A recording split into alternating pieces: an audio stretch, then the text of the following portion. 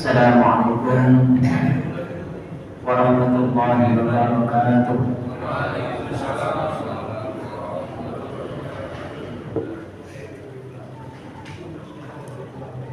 Innal hamdalillah nahmaduhu wa nasta'inuhu wa nastaghfiruhu wa nastahdihi wa natubu ilayh wa na'udzu billahi min shururi anfusina wa min sayyiati a'malina.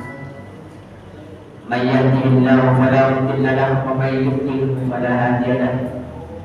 Asyhadu an la ilaha illallah wahdahu la syarika lahu wa asyhadu anna Muhammadan abduhu wa rasuluhu alladzi la nabiyya ba'dahu. Allahumma shalli wa sallim wa barik ala habibina wa syafi'ina wa qurrati a'yunina wa maulana Muhammad wa ala alihi wa ashabihi ajma'in wa man tabi'ahum bi ihsanin ila yaumil amma ba'du. Hadirin kalian para alim, para ulama, para sesepuh, bini sepuh, para pengurus takmir Masjid Al-Ikhlas dan segenap jamaah sholat maghrib, lanjutkan dengan ta'lim yang insyaallah disambung dengan sholat isya. Dan mudah-mudahan kerawan panjenengan sedaya wonten ing mriki dicatat sebagai amal saleh dan terbentang di sisi Allah Subhanahu wa taala. Salawat serta salam mugi-mugi senantiasa katuraken dumateng Kanjeng Nabi kita, Nabi besar Muhammad sallallahu alaihi wasallam, yang mana beliau itu adalah merupakan satu-satunya manusia yang jadi rujukan kita di dalam masalah hati. Karena tidak ada orang yang lainnya yang lebih baik selain ketika Rasulullah Muhammad SAW. Bila-bila mereka menawi kula panjenengan sedaya tasih pados sumber-sumber yang di luar dari baginda Nabi Sallallahu Alaihi Wasallam, maka jangan-jangan kita termasuk orang-orang yang melampaui batas. Oleh karena itu, membawa panjenengan sedaya berusaha dengan sekuat tenaga. Kalau bisa meniru, alhamdulillah. Kalau masih belum bisa meniru apa yang disampaikan Rasulullah SAW, minimal kita tidak menolak. Dan mari kita lakukan pembelaan sekecil apapun terhadap apa yang disampaikan baginda Nabi. Apalagi kalau misalkan ada orang-orang yang berusaha untuk mengaburkan nilai-nilai yang telah disampaikan oleh baginda Rasulullah Muhammad SAW. Pada itu dirahmati Allah Taala. Ini soal pas momentum kita bulan nomor ini, Rabiul Awal ini. Rabiul Awal ini hari kelahirannya Nabi Sallallahu Alaihi Wasallam, dan putih-putih ramai. Alhamdulillah ramai, syiarnya ramai. Tapi kalau ngantos pesek jumatan rencang-rencang, saya pasti terkira ramai pada puang. Saya pesan, mari kita jadikan masjid ini bukan hanya sekedar pertama, bukan hanya sekedar aula. Jadi berapa banyak orang-orang itu yang menjadikan masjid itu hanya sebagai aula. Apa aula itu tegese tempat pertemuan, pertemuan rapat, kumpul-kumpul. Apa tidak boleh? Tapi ada kata-kata jangan hanya. Pertama, jangan hanya dijadikan sebagai aula. Yang kedua, jangan hanya dijadikan sebagai panggung gembira. Musim-musim begini ini pada waktu Maulid Nabi pasti banyak ada seni-seni Islami yang tampil di masjid-masjid itu. Tidak apa-apa, boleh-boleh saja. Tapi jangan berhenti sampai di tampilan saja. Masuk ada langkah-langkah selanjutnya yang lebih harus kita ikuti bersama-sama. Yang ketiga, jangan hanya sekedar menjadi dapur umum. Ini pulau ngomong terbaru ini. Yang ini soalkan boten.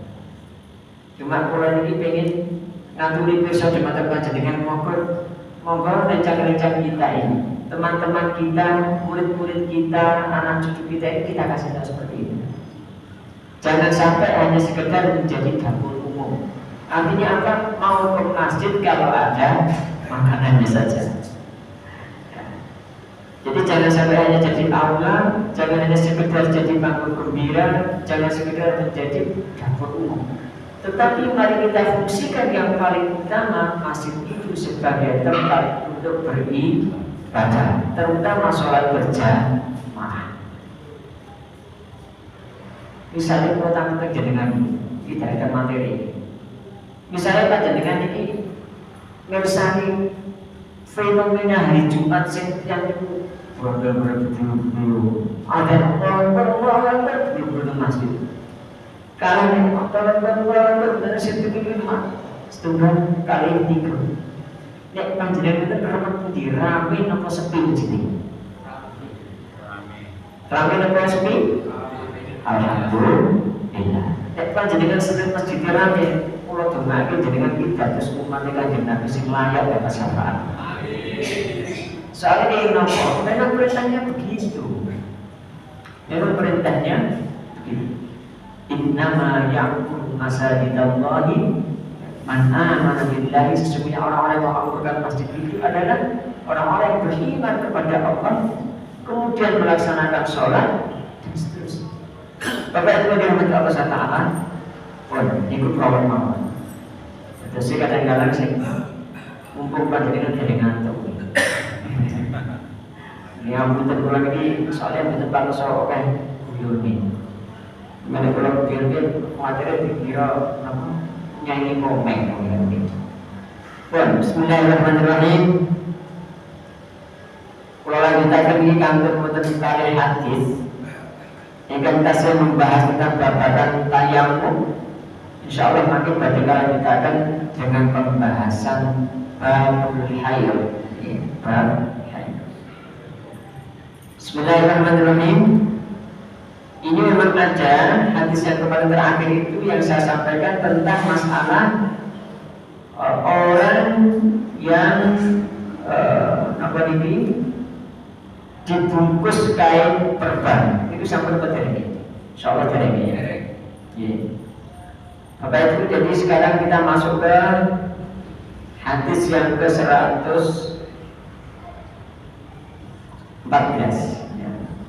114 ini hadis tentang ada seseorang yang bagian tulang lengannya itu retak. Lalu kemudian bagaimana? Ada hadis dari Ali radhiyallahu anhu, orang berkata, "Inkasarat yahda."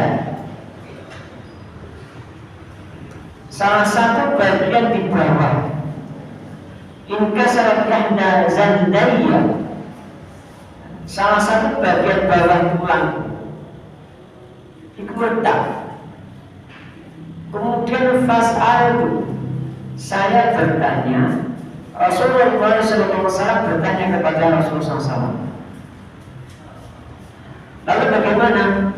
Fa'amarani, Nabi memerintahkan kepadaku an amsaha alal jabain, yaitu mengusap yang membalut saja. Dan biasanya yang wonten sing patah tulang itu biasanya napa diparingi gim, digim saat itu gim napa. Yang zaman dulu dereng gim napa. Nggih, napa. Dan pada saat belajar terus diboboti ini. Nggih, penting pokoknya wonten lasilah yang dipakai untuk meluruskan tulang kita ini. Nah, ini hadis ini sebenarnya sanadnya kurang seberapa kuat, tetapi ada beberapa yang bisa kita ambil. Hukum mengusap perban, niki kalau perban itu ditaruh di tempat yang buka, maka hukumnya ini berbeda dengan mengusap sepatu. Nanti ini yang kita bahas bersama-sama, mengusap sepatu ini berbeda. Ini kalau mengusap perban itu Ada yang mengatakan bisa menghilangkan hadas besar, ya. Ada yang bisa menghilangkan juga hadas kecil. Tetapi nanti ada beberapa perbedaan pendapat. Nah, lalu kemudian menurut mazhab Maliki, Syafi'i dan Imam Hambali, musab perban itu harus kena seluruhnya. Tapi menurut Imam Hanafi, sebagian imam betul usah wabih. Ini pernyataan masalah tayamum. Sekali lagi ini tayamum itu berarti bukan pakai air, bukan pakai air itu belum terus kabeh dan ini karena pakai debu. Nah kemudian bagaimana? Yang dibenarkan itu adalah bahwa tidak disyariatkan suci pada perban, karena perban itu berbeda dengan sepatu, ya, serban dan juga kain. Jadi hadis yang menjadikan penutup di dalam bab masalah ini menyampaikan bahwasanya perban itu berbeda dengan sepatu. Nah, kita lanjutkan sekarang. Kalau tidak salah kemarin juga sempat saya singgung tentang ada kisah seseorang yang dia luka pada kepalanya. Kasusnya ini sebelum kita sholat isya itu. Jadi hadis ini dari Jabir. Pak Jabir dari Jabir radhiyallahu anhu, mudah-mudahan Allah meridhoinya. Surajuli ada seorang laki-laki alladzi syujja yang terluka kepalanya. Faghtasala, maka kemudian dia mandi, famata, lalu meninggal. Innama kana yakfihi, sesungguhnya ia cukup bertayamum, ya.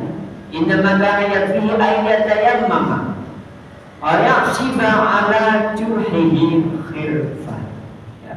Wa ya'siba ala juhihi khirfah, dan mengikat lukanya dengan sepotong kain lalu mengusap, ya, membasuh sisa badannya yang lain. Hadis ini juga derajatnya sama, tidak seberapa kuat. Tetapi Bapak Ibu sekalian yang Allah Taala, ini kisah yang menyatakan ada sahabat Jabir ini bepergian, kan, ini bepergian lalu ada dari salah seorang temannya itu terkena batuk. Tidak tahu mungkin apa pas waktu kemarin demo di sana harus jalan-jalan atau berikutnya. Macam-macam terluka di kepalanya. Tanggung ke sahabat. Apakah kena siram kulit ini dia apa? Oleh tayamum. Cara bersulit yang begini katanya. Dapatkah saya kirim tayamum? Lalu kemudian teman-teman ini menjawab, boleh. Tidak boleh. Tidak, kamu tidak mendapati pada dirimu hal yang meringankan, sedangkan kamu masih bisa menggunakan air. Lalu kemudian orang yang terluka kepalanya itu, lalu kemudian dia mandi, qadarullah wafat. Nah, kejadian setelah itu, sahabat-sahabat tadi itu mendatangi Rasulullah. Sahabat yang mana? Yang masih hidup itu sudah mati. Ya, masih hidup. Jadi kita tidak tahu. Sahabat yang masih hidup itu mendatangi Rasulullah SAW, bertanya kepada beliau, menceritakan pada Nabi. Lalu apa yang beliau sampaikan? Mereka telah membunuhnya, kata Nabi SAW. Mereka telah membunuhnya. Kemudian semoga juga Allah membunuh mereka, ya Allah. Kenapa mereka tidak bertanya?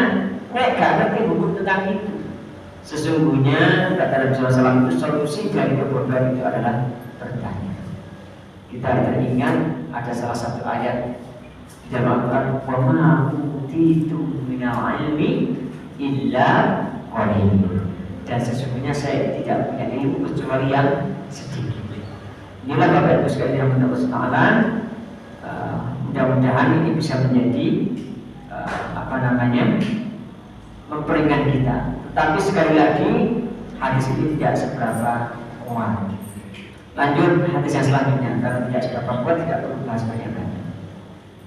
Ini juga yang terakhir, mendekati selesai tambah yang kuat lagi ya. Wa Ali bin Abbas dari Ibnu Abbas radhiyallahu anhu, qala dia berkata, minas sunnati, bagian dari sunnah, Allah yusalliya rajulu, seseorang melaksanakan satu kali sholat bitayamumi, dengan satu tayamum. Minas sunnati Allah yusalliya rajulu bitayamumi illa sholata wahidatan. Kemudian hanya dengan satu kali itu, semua ya karena mengurus sholat yang ukhra, lalu bertayamum lagi untuk sholat yang lain. Ini hadis ini diriwayatkan Imam Ad-Darqutni yang derajatnya juga tidak seberapa populer. Bagaimana kalau para sahabat Nabi itu menyatakan bahwa sunnah Nabi seperti ini? Ini berarti nampak atas hadis itu derajatnya marfu, karena dia itu berarti menyaksikan langsung di depan Rasulullah SAW. Hadis ini marfu. Karena yang dimaksud itu adalah ya pasti Nabi, bukan orang lain. Nah, lalu kemudian disebutkan juga di sini ada bahwa orang yang bertayamum hanya boleh untuk satu kali sholat. Ini yang dimaksud dari hadis tadi. Maka bagaimana bisa dilanjutkan lagi, orang itu hendaknya bertayamum untuk sholat yang selanjutnya. Ini makna-makna umum. Karena yang dimaksud dengan sholat yang selanjutnya itu ada dua kemungkinan.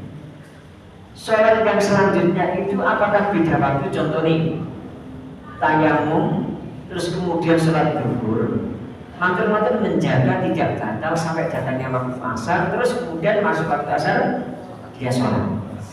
Atau dia ini mengumpulkan dua sholat dalam satu waktu. Jadi saat dari itu berniku sholat tayamum dulu terus sholat zuhur, lalu dibablasakan kali sholat asar jamaah ya, jadi jamaah. Nah ini hadis ini sebenarnya maknanya umum. Bagaimana pendapatnya kok bisa seperti ini? Alasannya gitu, karena tayamum itu adalah thaharah yang sifatnya darurat, sehingga boleh untuk melaksanakan ibadah saja seperti itu boleh, tapi tidak dihukumi bisa menghilangkan hadas seperti wudu, ya, seperti wudu dengan air. Kalau wudu dengan air itu kan bisa hadas, bisa najis. Nah, ada yang ikhtilaf di kalangan para ulama di sini. Kalau kemarin kan saya sampaikan bahwasanya ulama yang berpendapat apakah tayamum itu bisa menghilangkan hadis seperti air?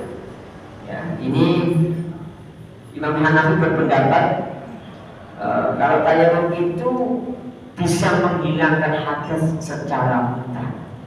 Tentu saja bukan hanya menghilangkan hadis, tapi juga hadis secara mutlak. Ini diriwayatkan dari Ahmad, termasuk di dalamnya ada Syekhul Islam Al-Imam Ibnu Taimiyah dan Ibnu Jauziyah mengambil hal ini. Lalu bagaimana tiga mazhab yang lain? Imam Syafi'i, Imam Ahmad bin Hanbal dan Imam Malik berpendapat bahwa tayamum tidak menghilangkan hadas, hanya boleh untuk ibadah saja, tetapi untuk sholat tok. Ya, selain itu tidak akan menghilangkan hadas. Karena itu hanya berlaku untuk satu waktu setiap kali sholat. Nek batal atau masuk ke sholat berikutnya, maka ini juga harus tayamum kembali. Hadis yang selanjutnya, alhamdulillah kita langsung masuk mawon ya, karena tidak terasa ini sudah hampir Aisyah. Babul haid, bab tentang haid. Hadaratul mar'ah. Apa yang dimaksud dengan wanita yang haid itu? Tahidu wa mahidun, itu darah yang mengalir dari farasi. Ini memang tidak pakai Karena isyarat marfudah karena haidah, bukan haidah tapi haid. Karena memang kalimat di dalam bahasa Arab itu kan biasanya kalau tandanya yang sifatnya muannas itu kan ada tak marfudahnya. Tapi tidak semuanya pakai tak marfudah, boleh. Tapi itu hanya khusus tertentu saja. Nah, masalah haid ini yang dimaksud adalah darah yang mengalir. Ini secara umum. Ini ada beberapa pendapat ya, bahwasanya Allah SWT juga berfirman di dalam surat Al-Baqarah ayat 222 itu, "Yas'alunaka 'anil mahid," ya, katakanlah ya, ketika mereka itu bertanya tentang haid itu apa? Haid itu adalah kotoran. Di dalam sunnah itu banyak sekali hadis yang menjelaskan tentang haid. Apa itu sekali? Ada sangat. Ya, di antaranya ada 3 hadis yang menurut Al-Islam, Syekhul Islam Al-Imam Ibnu Taimiyah yang mewakili hukum haid. Yang pertama adalah hadis dari Fatimah binti Abu Hubaysh. Lalu yang kedua hadis dari Ummu Habibah binti Jahsy. Dan yang ketiga adalah hadis Hamnah binti Jahsy. Nah, kalau ijma ulama bagaimana mengenai hadis ini? Dijelaskan secara global. Bismillah, hadis yang ke-117. Ini hadis dari Aisyah. An Aisyah radhiyallahu anha an Fatimah bint Abi Hubaysh kanat tustahab, bahwasanya suatu ketika Aisyah ini meriwayatkan bahwa Fatimah binti Abi Hubaysh ini, mereka ini mengalami satu hal yang namanya adalah istihadah. Istihadah. Tustahab. Faqala laha. Maka kemudian Rasulullah SAW ini bersabda kepada Fatimah ini. Apa yang dikatakan Nabi SAW?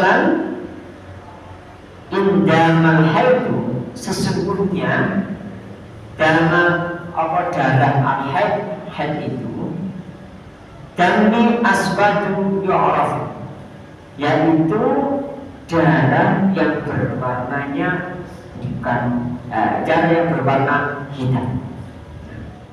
Maka kemudian dilanjutkan lagi, fa idza kana dzalik. Jadi setelah Nabi itu mengatakan bahwa darah haid itu adalah darah yang berwarna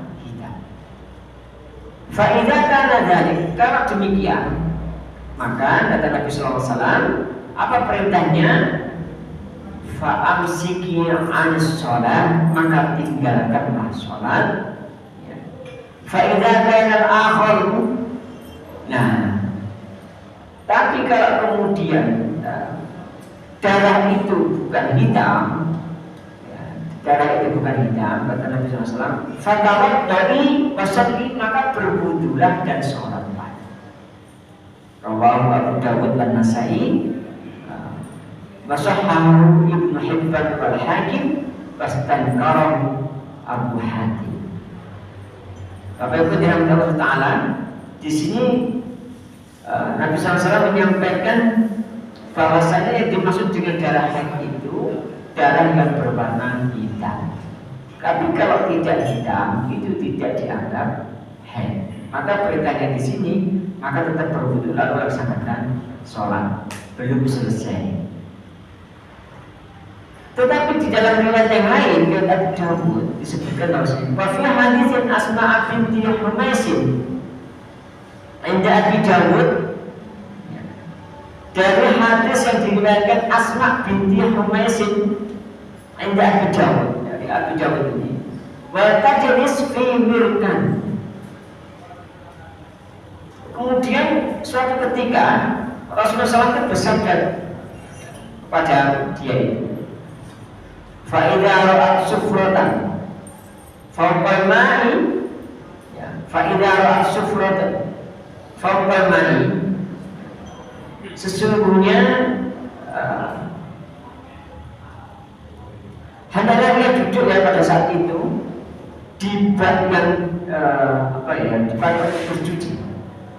Kalau kemudian dia melihat, ini dikatakan oleh riwayat ini, fa'idha ra'at syufratan, kalau kemudian melihat warna ya, yang merah, fauqal ma'i, ya, keputih-putihan di atas air, maka kata Nabi SAW bagaimana perintahnya, fa'tabtasil lidzuhri, ya, maka hendaklah kemudian dia mandi untuk melaksanakan sholat zuhur. Wal asr ghuslan, kemudian setelah itu pada saat asar ya juga demikian, tetapi dikumpulkan jadi satu. Jadosipun kalau ada orang melihat darahnya itu tidak hitam, merah keputih-putihan, itu dianggap sebagai darah istihadah. Maka diperintahkan lagi di sini itu mandi satu kali, kemudian melaksanakan sholat zuhur dan asar. Nah, lalu bagaimana? Fatasil lidzuhri wal asri ghuslan wahidan, wa tasil lil maghribi wal isya'i ghuslan wahidan. Ini setelah zuhur dan asar itu dikumpulkan untuk satu kali mandi, maka maghrib dan isya pun juga untuk satu kali mandi. Lalu kemudian bagaimana kalau sholat subuh? Nah ini wadar tasil bil fajri ghuslan wahidan, sedangkan subuh satu kali, tidak dikumpulkan subuh dengan zuhur. Soalnya berdahaban yang mungkin tidak kuat empat. Watawadda fima baina dzalik, lalu bagaimana di antara keduanya? Jadi selain dari itu cukup dengan berwudu saja. Hadis ini sahih, Bapak Ibu sekalian. Diriwayatkan dari Abu Dawud dan Nasai yang tadi disahihkan oleh Ibnu Hibban dan Hakim. Apa yang bisa kita ambil dari hadis ini? Yang pertama, bahwa tadi dijelaskan haid itu warnanya hitam. Kalau kemudian sudah tidak hitam, dianggap istihadah. Tetapi tentu nanti ada hukum-hukum yang mengiringi nanti di hadis-hadis berikutnya. Nah, hadis yang menyatakan bahwa darah haid itu darah alami, ini ya karena memang proses psikologi kalau dikatakan itu oleh para ahli, timbul karena siklus rahim yang istilahnya itu memisahkan induk telur. Apa istilahnya? Ovarium, memisahkan induk telur ini yang dipengaruhi oleh hormon. Nah, kemudian hadis ini juga berbicara bukan hanya haid tapi juga istihadah. Dan bagaimana kalau seseorang wanita ini mengalami istihadah, maka sebaiknya dia membedakan hari-hari haidnya dengan cara melihat warna darah haid yang hitam. Nah, tapi kalau sudah istihadah itu darahnya bersinar, artinya dia sudah cerah. Nah, pada saat haid itu wanita harus meninggalkan sholat. Ini sahabat kita semua sudah paham. Tapi ini warnanya berubah, kok dados merah, maka berarti pertanda sudah suci dari haid. Ini sudah boleh berwudu dan sholat karena sudah bersuci kembali. Jadi beda hukumnya antara orang yang haid dengan yang istihadah. Nah, tentang masalah meninggalkan sholat. Dan darah istihadah itu bukan darah siklus tetapi darah penyakit. Darah penyakit, maka karena tidak siklus dianggap suci. Dianggap suci, dan wanita yang mengalami istihadah itu maka hendaknya dia mandi, tuntunannya tadi itu satu kali untuk dua sholat, zuhur, asar, maghrib, isya, kecuali sholat subuh. Nah, lalu bagaimana para ulama berselisih tentang ini? Nanti ada mengenai masalah mandi istihadah ini. Nah, kalau wanita yang istihadah ini juga disunahkan harus berwudu karena dihukumi berhadas. Ini para ahli fikih itu mengatakan bahwasanya istihadah itu biasanya sudah tetap. Tapi kalau dia ini mungkin terjadi perbedaan, misalkan kalau haid itu biasanya 7 hari, 7 hari ini ya berarti itu dianggap haid. Selebihnya itu dianggap sebagai istihadah. Ini pendapat yang lebih kuat ya, karena dianggap sebagai satu kebiasaan. Meskipun begitu kita tetap harus melihat, bukan kita ya, ibu-ibu tetap harus melihat warna darahnya.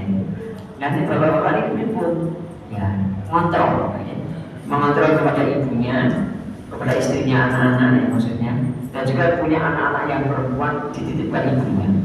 Soalnya saya tetap bapak ya berarti khawatir. Anak nih bukan makro katanya gitu. Nah,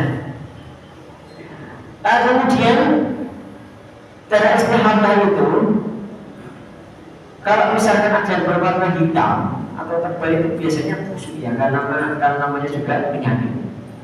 Kalau tidak pun juga ya biasanya ya seperti itu ya. Meskipun saya belum pernah mengalami, mudah-mudahan ibu-ibu nanti bisa memberikan pada suami-suaminya. Nah, barang siapa yang mengalami hadas yang terus-menerus, ini menurut pengarang kitab ini. Kemudian seperti apa istihadah atau mungkin geser, keluar mani, ya mohon maaf buang angin, terus luka yang darahnya tidak berhenti, ini dia diwajibkan membersihkan najis dari tempat keluarnya. Kemudian setelah itu dia berwudu pada saat setiap mau melakukan sholat. Nah, ini kalau sesuatu itu terpaksa keluar terus dan tidak pernah berhenti. Lalu bagaimana pendapat para ulama yang berbeda saya sampaikan tadi itu mengenai istihadah? Setiap kali dia melakukan sholat, ini berdasarkan riwayat Ali, Ibnu Abbas dan Aisyah. Jumhur ulama ini, Imam Abu Hanifah, Imam Malik, Imam Syafi'i termasuk berpendapat bahwa mandinya wanita yang mengalami istihadah itu ternyata tidak wajib karena hukum asalnya adalah suci. Ini pendapat jumhur ulama. Nah, beliau tidak sependapat dengan hadis-hadis yang memberitakan mandi karena dianggapnya kurang sahih. Yang sahih itu yang di awal tadi yang pertama, tapi yang kedua dianggap tidak sahih. Kemudian Syarah Al-Adham mengatakan tidak ada satu hadis pun yang mewajibkan wanita yang mengalami istihadah itu mandi setiap akan melaksanakan sholat fardu. Ini yang menjadi pendapat dari beliau. Yang benar bagaimana?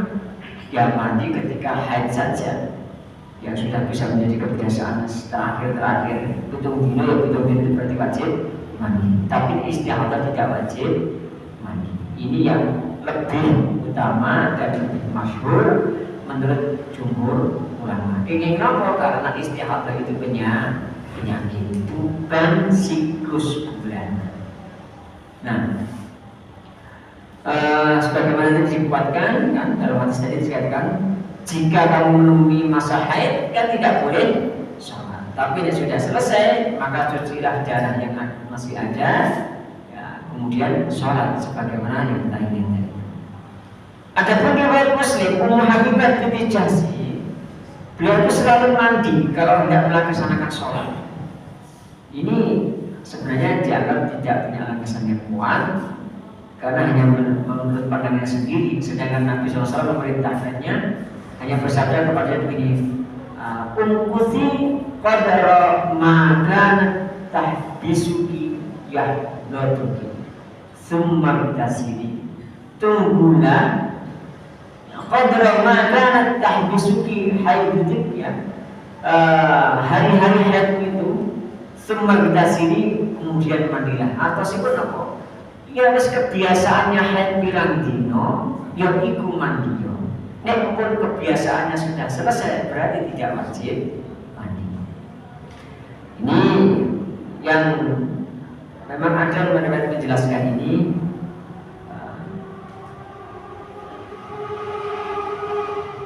jalur yang tidak bisa dijadikan sebagai hujah ya, karena yang lebih kuat itu adalah hanya pada saat selesai haid. Ini kenapa itibar yang lain juga menyulitkan, ini dianggap menyulitkan. Sedangkan syariat Islam itu apa? Yasiru wala tu'asir, mudahkan jangan dipersulit.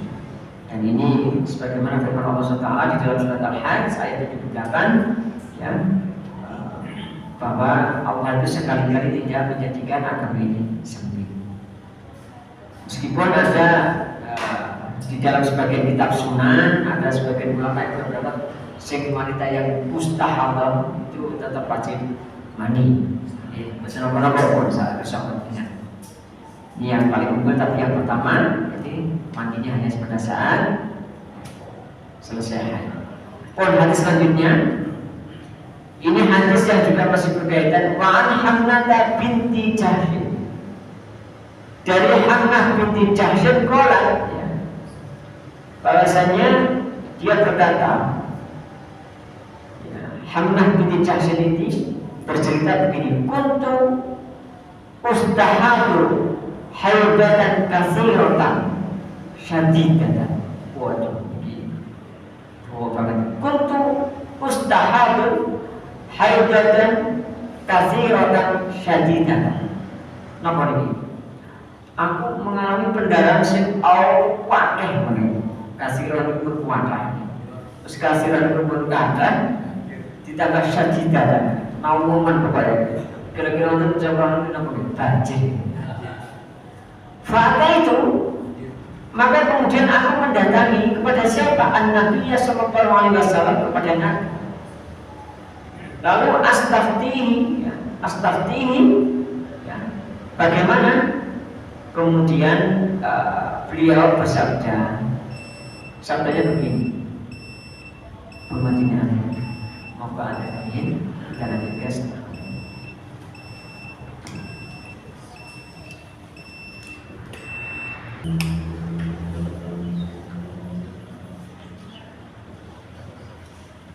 Bismillah, saya lanjutkan. Fataitu, maka kemudian saya mendatangi Nabi sallallahu alaihi wasallam kepada Nabi sallallahu alaihi wasallam. Astahtihi, lalu setelah mendatangi Nabi itu meminta fatwa kepada beliau. Kemudian bagaimana jawab Nabi? Faqala, bahwasanya beliau bersabda, innama hiya rabbatun minasyaiton. Yang beliau sampaikan ini adalah iki guncangan syaitan. Jadi istihadah itu dianggap sebagai innama hiya rabbatun minasyaiton. Lalu kemudian perintah Nabi selanjutnya adalah fatahayyami sittata ayyamin. Maka kemudian cukupkanlah haidmu selama 6 hari. Fatahayyami sittata ayyamin aw sab'ata ayyamin, atau 7 hari. Summa bitasiri, maka kemudian setelah itu hendaklah ada mandi. Jadi diperintahkan mencukupkan 6 atau 7 hari, kemudian mandi. Fa'idha ra'aiti annaki qad tahurti, maka kalau kemudian setelah 6 atau 7 hari itu Anda melihat bahwa Anda telah suci, maka kata Nabi SAW, wastaqti, ya, telah suci dia, fasalli, maka sholatlah kamu arba'atan wa ashrina lailatan. Masya Allah, ini arba'atan wa ashrina lailatan, sebanyak 24. Masya Allah, 24 wengi. Al-salasan wa ashrina, atau 23 malam. Wasumi, dan berpuasalah, wasumi, dan kemudian sholat. Fa inna dzalika, maka saat teman yang mengkono yujzi'uki, maka yang seperti itu mencukupimu, kata Nabi SAW. Jadi sudah mencukupi. Nah, kemudian wa kadzalika faf'ali, kama tahidun nisa, kata Nabi SAW, bahwasanya yang demikian ini ya seperti ini kayak menggunung-gunung kalau dilakukan setiap bulan sebagaimana para wanita yang sedang mengalami hamil. Fa in qawiti ala an tuakhiri, ya, bagaimana ini diperintahkan kemudian mengakhirkan antu akhiri al-dhuhra wa tu'ajjili al-'asra, diperintahkan ya kalau mampu itu mengakhirkan sholat zuhur dan mengawalkan sholat asar. Kemudian setelah itu summa tasinin, kemudian mandilah kalian hina tabhurin, kemudian silahkan Anda mandi, kemudian setelah itu mengakhirkan kalau di sini ya setelah semata intasirin beliau menyampaikan semata akhirina maghriba wa tu'ajjilina isya, mengakhirkan maghrib dan kemudian mengawalkan isya. Semata intasirin ya, kemudian kembali mandi wa tajma'ina baina sholatain. Nah, setelah itu kemudian menjamak dua sholat, maka faf'ali lakukan. Dan selanjutnya wa taksirina ma'asubhi wa tusallina wa tusallin. Nabi memerintahkan mandilah untuk sholat subuh dan kemudian sholat lain. Kemudian dilanjutkan untuk hadis ini, qala wa huwa a'jabul amrayni ilayya, bagiku kata Nabi yang demikian ini merupakan dua perkara yang sangat menarik. Ini hadis ini diriwayatkan oleh 5 imam hadis, rawahul khamsah illa Nasai, kecuali An-Nasai, wa sahahu At-Tirmidzi, disahihkan oleh Imam Tirmidzi, hasanahu Bukhari, dan dihasankan oleh Imam Bukhari.